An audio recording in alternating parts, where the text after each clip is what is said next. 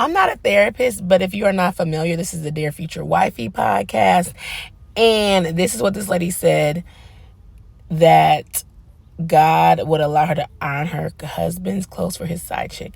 Just want to give you some little backstory on this. This was the first 36 months of their marriage, and I don't know how she lasted, because that's 3 years. Like, are we talking about a baby right now? Like, 3 years you was dealing with a man cheating, lying, disrespecting you? Like, no, ma'am, no way. And let's even deep dive into that, because she would be like, I would pray for him, stuff like that he would love me one day. But she said on the podcast how her mom didn't take her dad back from cheating, and she felt that way. So cheating was not a deal breaker for her. Let's stay right there for a couple of seconds. Like, the fact that cheating is not a deal breaker for people baffles me, right? Like, they're literally risking your life, and they're not even caring about your feelings. I don't believe that if you love somebody, you would cheat on them. So that's just my personal opinion. But let's dive a little deeper. Do not let a man tell you he don't want you more than once. Throughout this whole interview, she was like, when you first met me, you said, well, I wasn't your type. Is the joke in the room with us? Because that was not funny.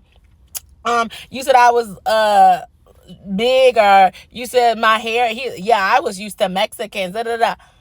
Not your preference. Let's not do that. And like I said, he told her multiple times, like, oh, you're my number one.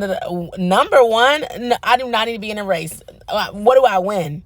Tragedy? Because this is what this is. So don't let a man tell you more than once that he don't want you. And all that trauma she needs to heal with about her parents. And then to be over here like, oh, on the other side of it, we got this long-lasting marriage.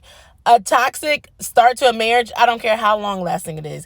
And the fact that y'all are saying that y'all been telling the story for 20 years in the church, that's where it needed to stay. And then people are listening to you, that's crazy. Like, and then for her to try to weaponize, like, well, that's why they're single, because they don't want to work with a man. No, this is not a project. You don't win a prize.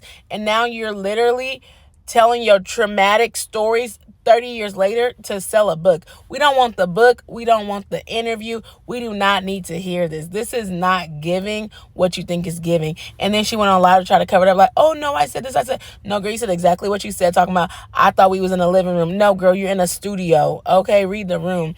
And y'all are laughing at it. Y'all think it's funny. And he's literally not remorseful. He's like, hi, hi, hi, hi, hi. And Latira's like, hi, hi, hi, hi. I don't see nothing funny. We are not in a comedy club, okay? This is the Dear Future Wifey podcast. And why are we talking about turmoil in 3 years? Like, we need to figure out some other people to get on the podcast, child, because this was not it. And do not say, well, she did clarify, like, God gave her grace or whatever. She said it was her will and stuff like that. But, like, we do not need to be promoting this. And a lot of people see this in the church and stuff like that. Like, oh, yeah, you have to go through some things. You don't have to go through cheating, lying, disrespect. Like, do you not know you are a child of God? Like, you are a queen. You are a prince. Whatever you want to do. Like, baby, your father is a king. Like, you don't need to go through this. And she did not know herself. She did not love herself when she met him. She just seen this cute man, and that's what happened. So before y'all get into relationships, you need to know yourself. You need to love yourself. And you need to know what standards are and what not to accept, okay? Because this is not it, period.